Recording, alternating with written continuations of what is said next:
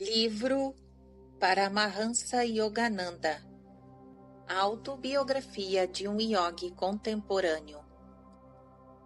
Capítulo 31. Uma entrevista com a Mãe Sagrada.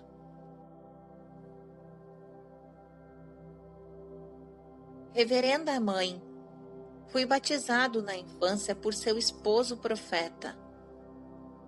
Ele foi o guru de meus pais e de meu próprio guru, Sri Yukteswar. Pode conceder-me, por isso, o privilégio de ouvir alguns episódios de sua vida sagrada? Dirigia-me a Srimati Kashmoni, companheira de Larish Marasaya. Encontrando-me em Benares, por um curto período, realizava um antigo desejo, o de visitar a veneranda senhora. Ela me recebeu encantadoramente na casa de Larish, no distrito de Guradeswar, em Mohula, Benares. Apesar de idosa, florescia como um lótus, emanando uma espiritual fragrância.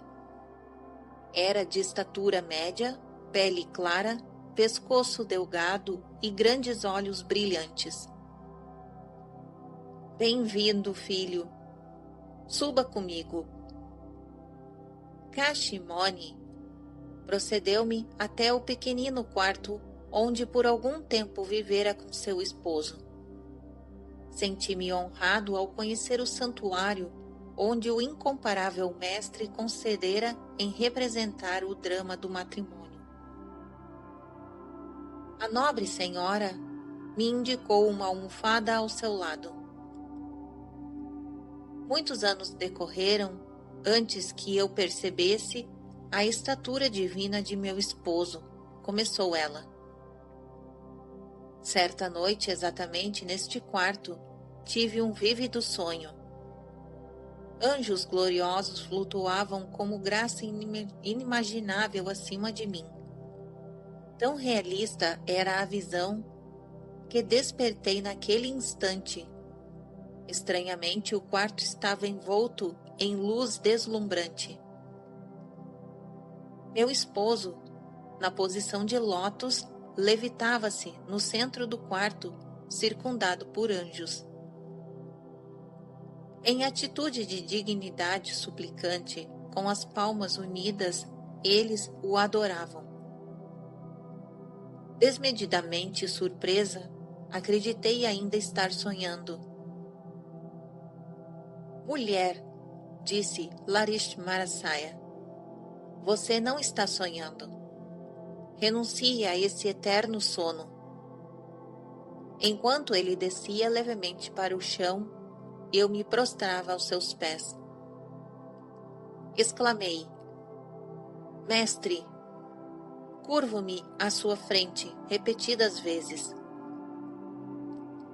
Pode perdoar-me tê-lo considerado meu esposo?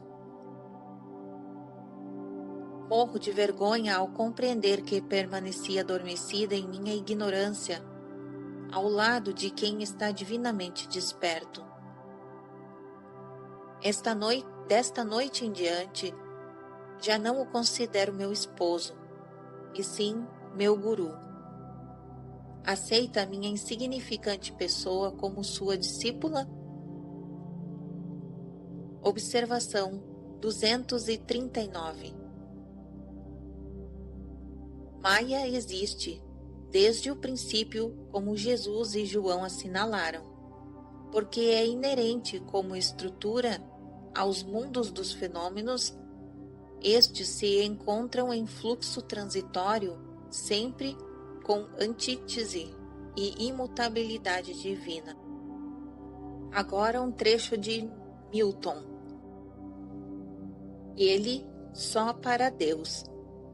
Ela para Deus e ele. Fim da observação 239. Continuação da narrativa. O mestre tocou-me com delicadeza. Alma sagrada, levante-se. Está aceita. Ele apontou para os anjos. Reverencie, por favor, cada um destes grandes santos.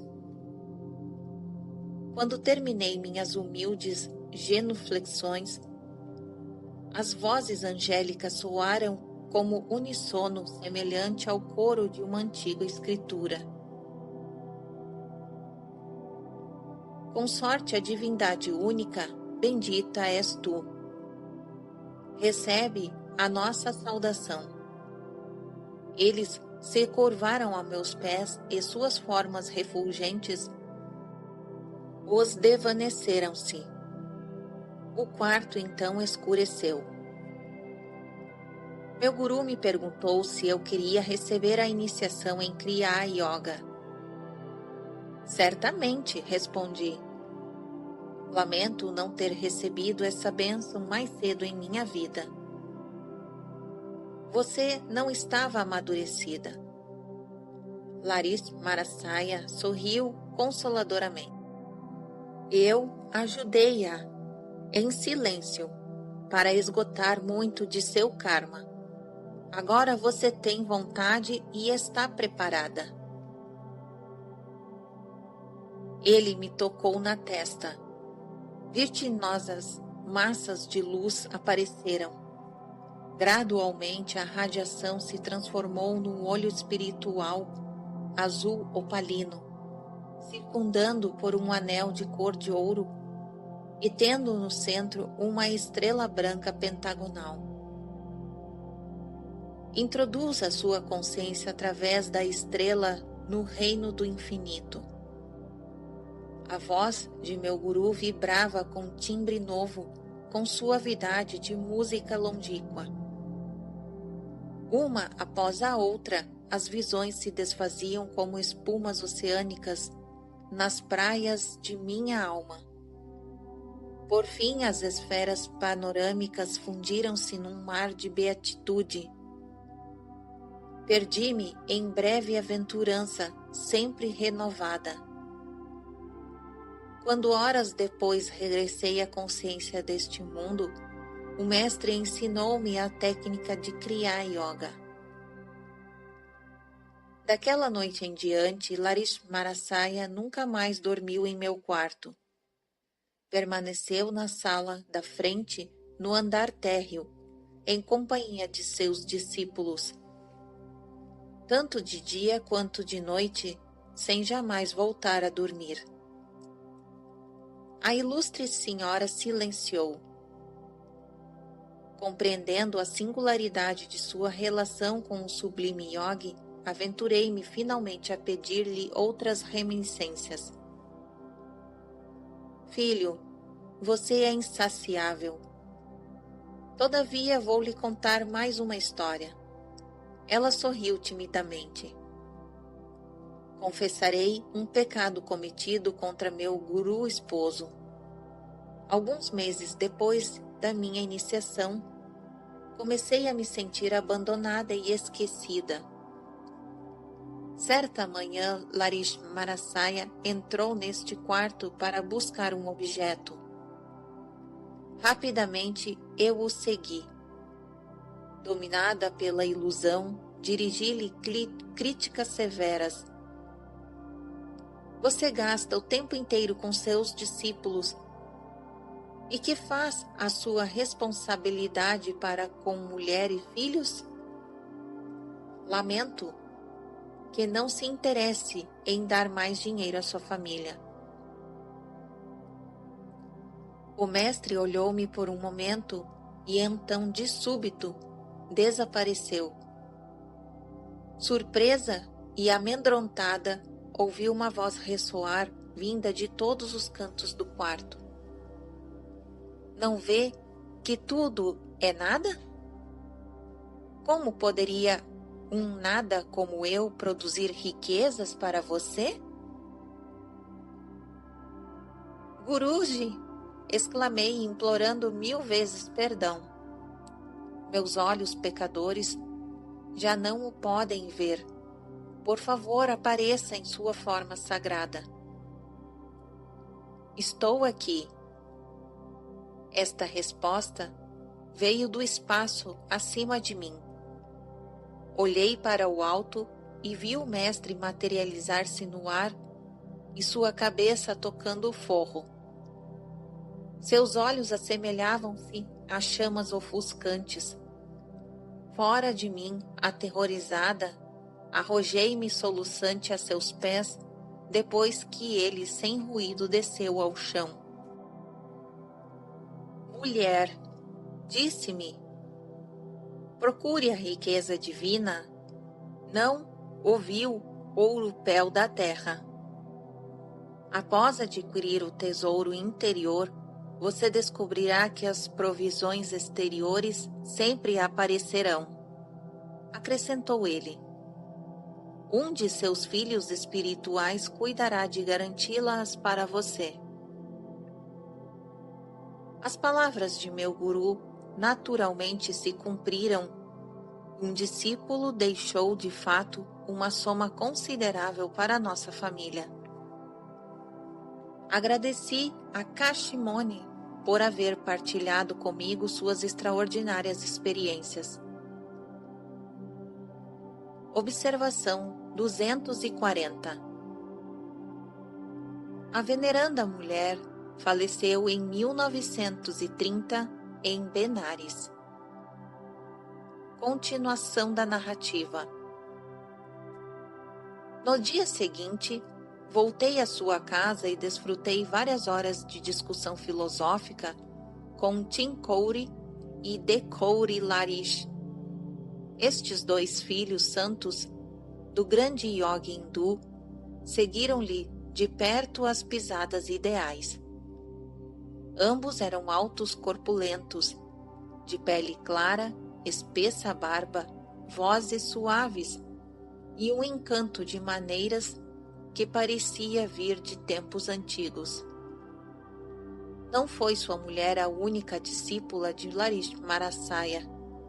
Houve centenas de outras, inclusive minha mãe. Uma Shela pediu uma fotografia certa vez ao guru. Entregando-lhe uma, ele comentou: se você a considerar uma proteção, assim há de ser, do contrário será apenas um retrato. Aconteceu que, alguns dias mais tarde, esta mulher e a nora de Larismarasaya estudavam o Bhagavad Gita sobre uma mesa, acima da qual estava pendurada a fotografia do guru, quando uma tempestade elétrica se desencadeou com uma grande violência. Larismarasaya, proteja-nos! A mulher curvou-se diante da fotografia. O relâmpago caiu sobre o livro na mesa, mas as duas devotas ficaram ilesas. Senti como se um lençol de gelo fosse enrolado em mim para isolar-me do calor ardente, relatou a Shela.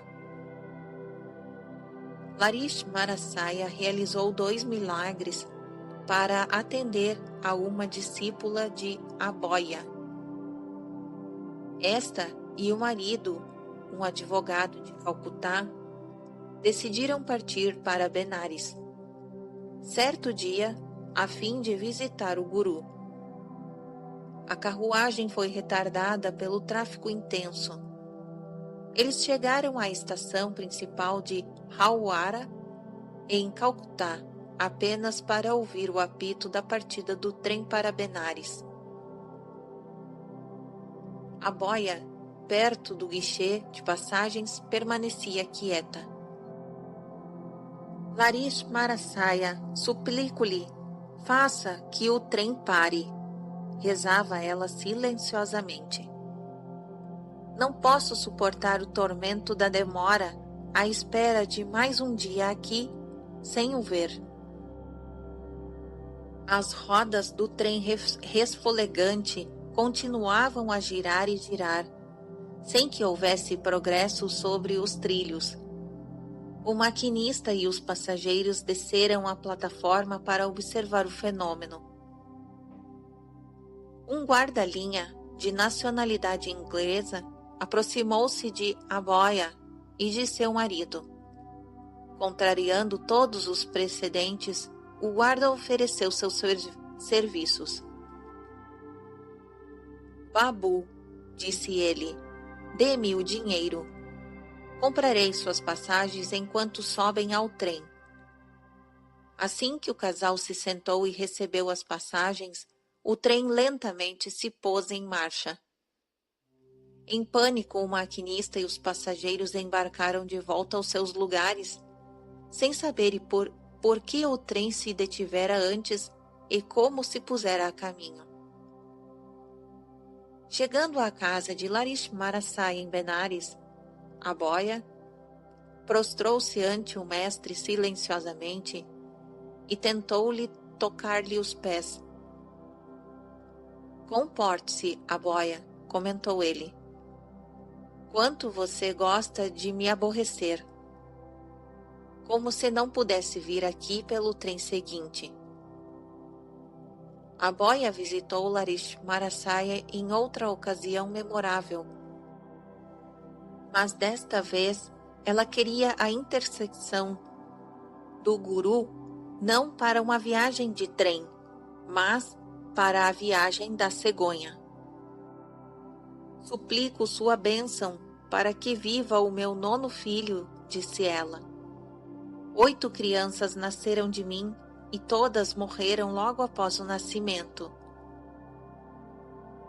O mestre sorriu compadecido.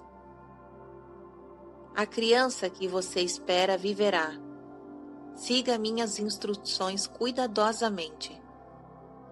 O bebê, uma menina, nascerá à noite.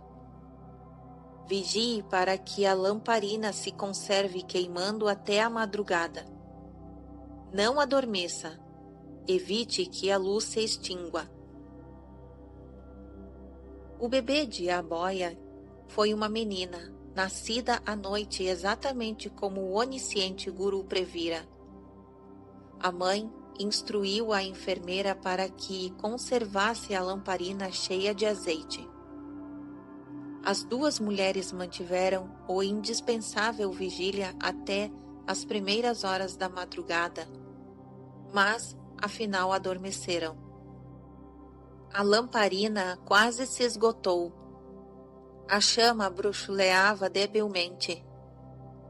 A porta do quarto se destrancou e se abriu com estrépito. As mulheres acordaram assustadas, e seus olhos assombrados contemplaram a forma de Larishmarasai. Aboia, veja, a luz quase se apaga. Ele apontou para a lamparina que a enfermeira se apressou a encher de azeite. Assim que a chama brilhou vivamente outra vez, o mestre desapareceu. A porta fechou-se e o ferrolho prendeu-se sem ajuda visível. A 9ª filha de Aboia sobreviveu, e em 1935, quando inquiri acerca dela, soube que ainda estava viva. Um dos discípulos de Larishmarasai, o venerável Kali Kumar Roy, relatou-me muitos detalhes fascinantes da vida junto com o mestre. Fui hóspede frequente em seu lar, em Benares. Às vezes durante semanas, disse-me Roy. Observei que muitos santos, Dandi Chawansmis, observação 241. Dandis Chawansmis são membros de certa ordem de monges que carregam ritualmente um danda, bastão de bambu, como símbolo de Brahmadanda, bastão de Brahma, que é, no homem, a coluna vertebral. O despertar dos 7 centros cerebroespinhais constitui a verdadeira senda para o infinito. Fim da observação 241. Continuação da narrativa. Observava que muitos santos Dandis Chawansmis chegavam na quietude da noite para sentar aos pés do guru. Costumavam empenhar-se em discussões sobre temas de meditação e de filosofia. Despontando a aurora, os augustos visitantes partiam. Durante minhas visitas descobri que Larismarasaya nenhuma vez se deitou para dormir. No começo de minha associação com o mestre, tive de enfrentar a oposição de meu empregador, contou Roy. Era um homem saturado de materialismo. Não quero fanáticos religiosos entre meu pessoal, costumava dizer com desprezo. Se um dia encontrar o charlatão que é o seu guru, lhe direi umas verdades que ele não esquecerá. Esta ameaça não foi capaz de interromper meu programa regular. Eu passava quase todas as noites junto a meu guru. Certa noite meu patrão me seguiu e irrompeu bruscamente na sala. Sem dúvida, tinha a intenção de fazer os prometidos comentários. Mas assim que o homem se sentou, Larismarasaya dirigiu-se ao grupo de aproximadamente 12 discípulos. Gostariam de ver um filme? Quando acenamos afirmativamente, ele nos pediu que escurecêssemos a sala. Sentem-se um atrás do outro, em círculo, disse ele, e coloquem as mãos sobre os olhos do homem à sua frente. Não me surpreendi ao observar que meu patrão também estava seguindo as instruções do mestre, embora a contragosto. Dentro de poucos minutos, Larismarasaya nos perguntou o que estavam vendo. Senhor, repliquei, vejo uma formosa mulher. Usa um sari com barra vermelha e permanece de pé junto a uma planta chamada orelhas de elefante. Todos os outros discípulos fizeram a mesma descrição. O mestre voltou-se para meu chefe. Você reconhece essa mulher? Sim. O homem lutava evidentemente com emoções novas para sua natureza. Tenho sido um tolo gastando dinheiro com ela, quando possuo uma boa esposa.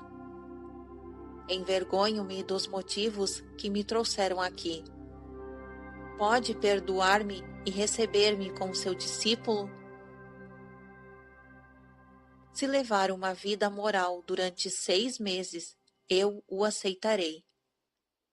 O mestre acrescentou, do contrário, não precisarei dar-lhe a iniciação.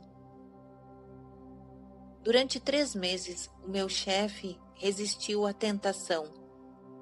A seguir, reatou sua antiga ligação com a mulher.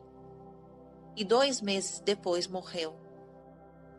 Deste modo, vim a compreender a velada profecia de meu guru sobre a improbabilidade de dar a iniciação àquele homem.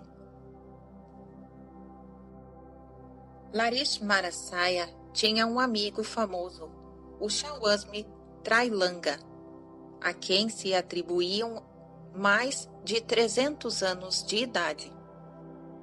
Os 2 yogis frequentemente se sentavam juntos para meditar.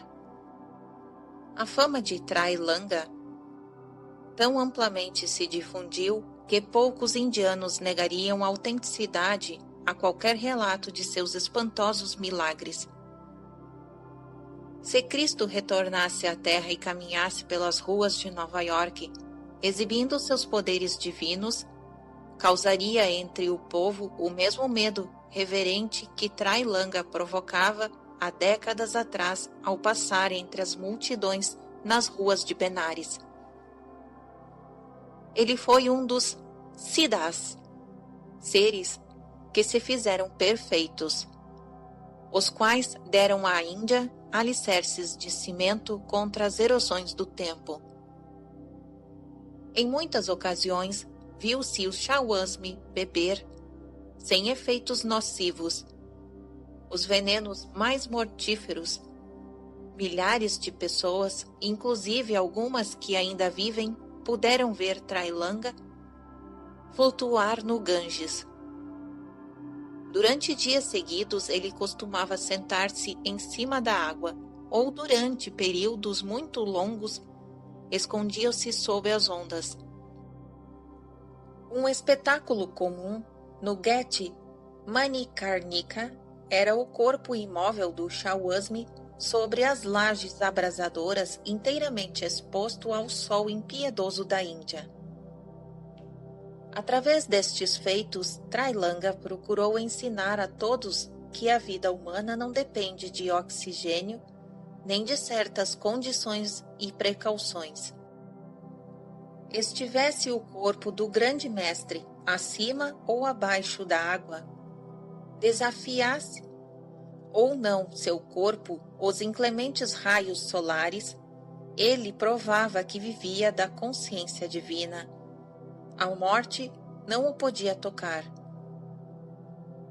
Este yogi não foi grande apenas espiritualmente. Possuía também um físico avantajado. Seu peso ultrapassava as 300 libras.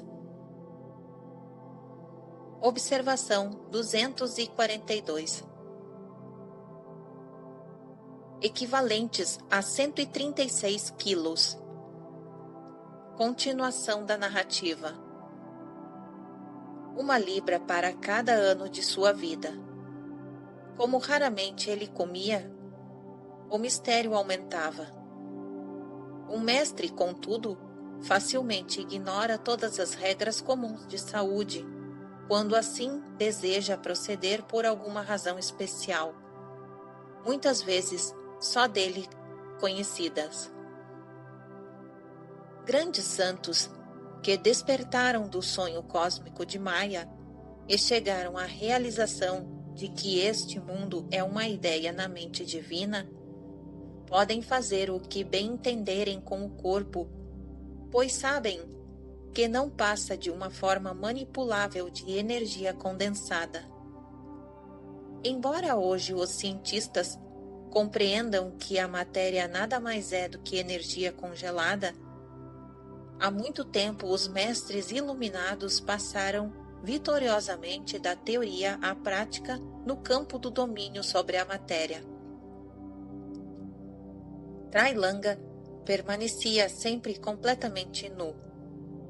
A polícia de Benares, atormentada, passou a considerá-lo uma desconcertante criança com problema. O Shawasmi, natural como o primitivo Adão no jardim do Éden, é inconsciente de sua nudez. A polícia, ao contrário, tinha plena consciência daquela nudez e o trancava na prisão sem cerimônia. Seguia-se um enleio geral. O enorme corpo de Trailanga era logo visto em toda a sua ausência habitual de vestuário sobre o telhado da cadeia. Sua cela, ainda seguramente trancada, nenhuma chave oferecia ao enigma de sua evasão. Agentes da lei, desanimados, cumpriam novamente o seu dever. Desta vez colocavam um guarda à frente da cela do Shawasmi. De novo, a força curvava-se ante o direito. Logo se podia avistar o grande mestre em seu despreocupado passeio sobre o telhado. A deusa da justiça usa uma venda nos olhos. A polícia burlada decidiu seguir-lhe o exemplo no caso de Trailanga. O grande yogi tinha por hábito manter silêncio. Observação 243. Ele era um muni, um monge que observava, mauna, silêncio espiritual.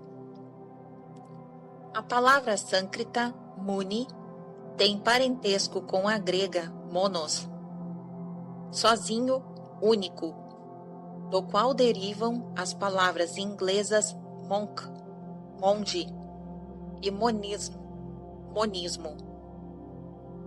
Fim da observação 243. Continuação da narrativa. A despeito de um rosto gorducho e de um estômago do tamanho de um barril, Trailanga comia apenas ocasionalmente. Após semanas, sem se alimentar, ele quebrava o jejum com caldeirões de leite coalhado que os devotos lhe ofereciam. Um séptico decidiu certa vez provar que Trailanga era um charlatão. Colocou em frente ao Shawasmi um grande balde com uma mistura de óxido de cálcio, usada para branquear paredes. Mestre, disse o materialista com uma reverência de caçoada, eu lhe trouxe um pouco de leite coalhado. Beba-o, por favor. Sem hesitar, Trailanga sorveu até a última gota os litros de cal ardente. Em poucos minutos, o malfeitor caía ao solo em agonia. Salve-me, Shawasmi, salve-me, gritava ele. Estou em fogo. Perdoe-me pela maldade com que o submeti à prova.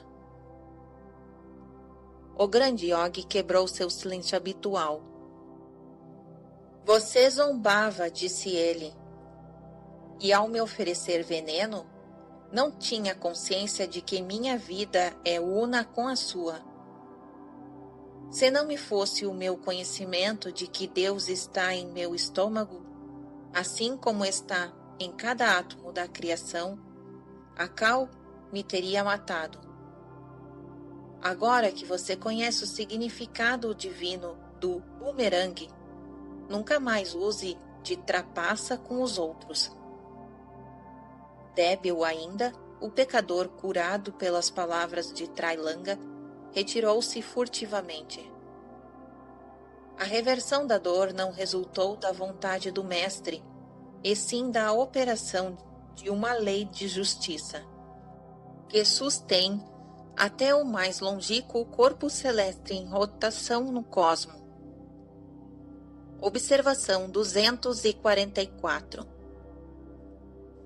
Comparar com Reis, capítulo 2, versículo 19 e 24.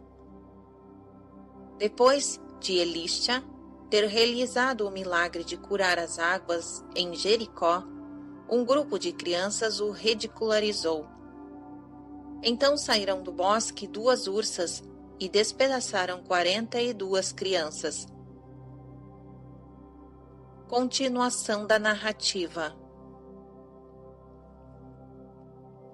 Esta lei divina funciona instantaneamente para homens que alcançaram a realização de Deus como Trailanga. Eles aboliram para sempre todas as obstinadas contracorrentes do ego.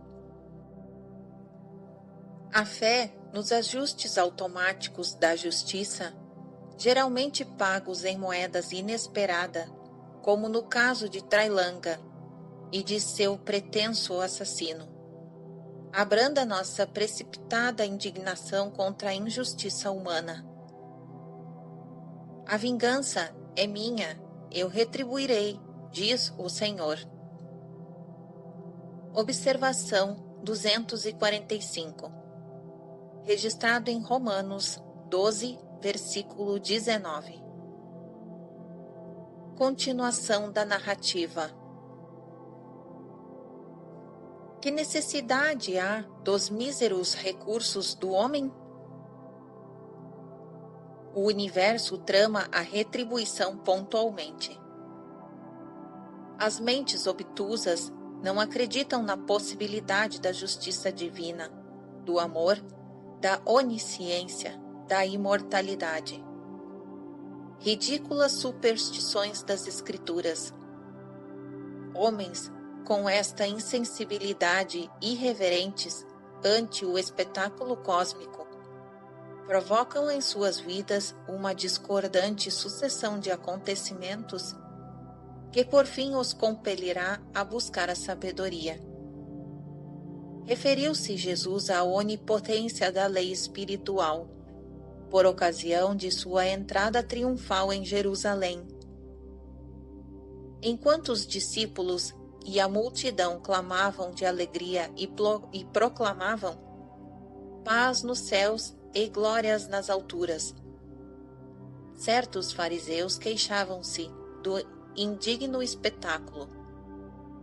Mestre, protestaram eles, repreende os teus discípulos. Jesus, porém, respondeu que se os discípulos fossem emudecidos, as pedras imediatamente clamariam. Observação 246. Registrado em Lucas 19, versículo 37-40. Continuação da narrativa.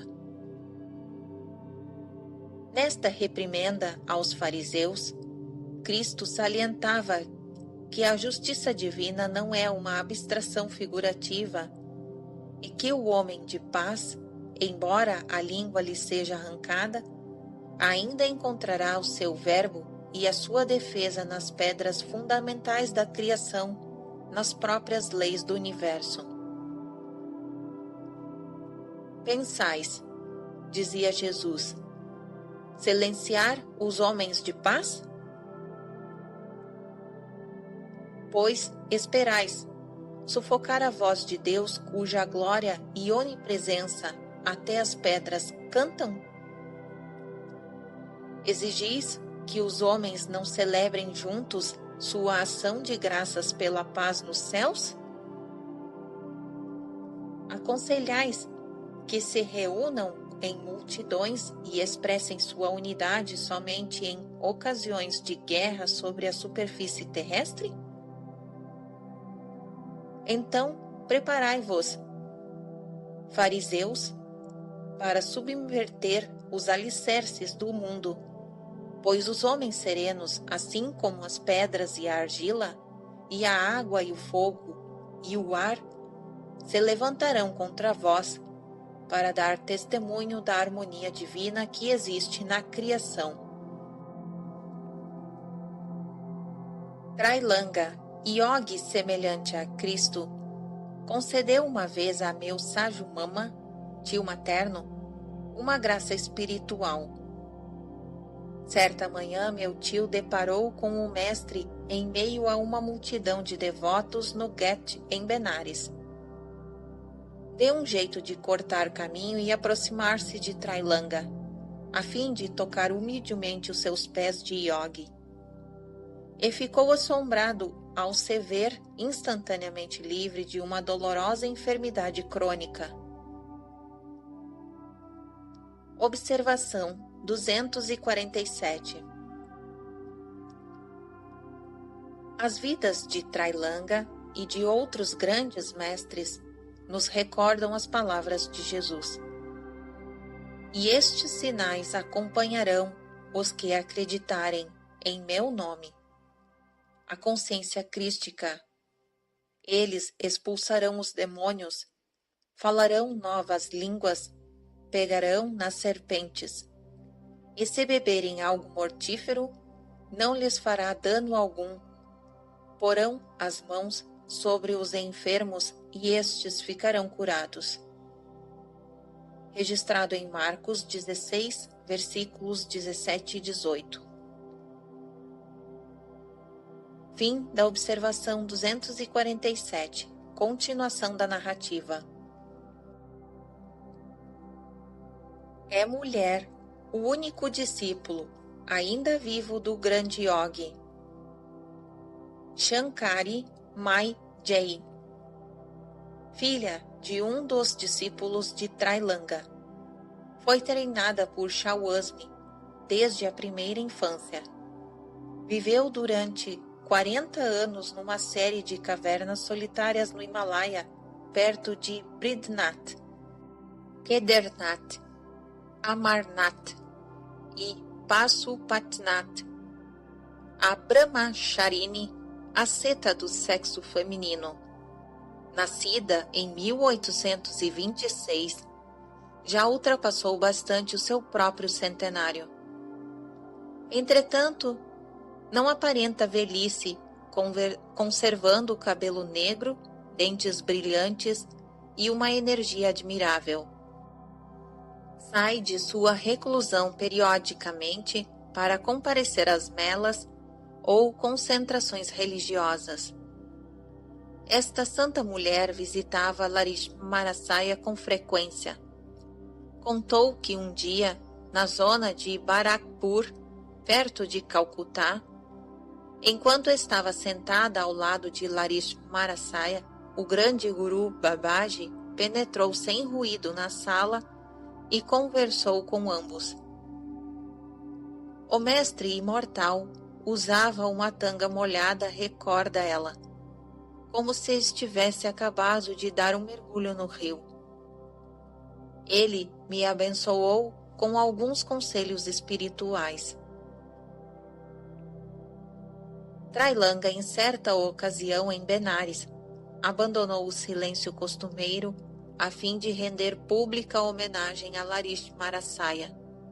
Um dos discípulos de Trailanga objetou: por que um Shawasmi e um homem como o senhor mostra tanto respeito a um chefe de família?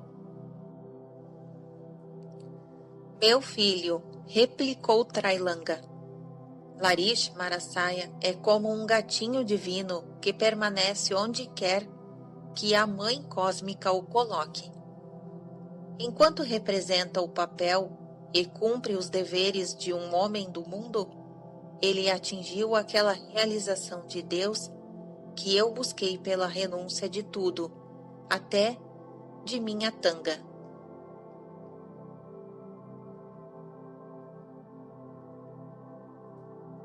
Fim do capítulo 31.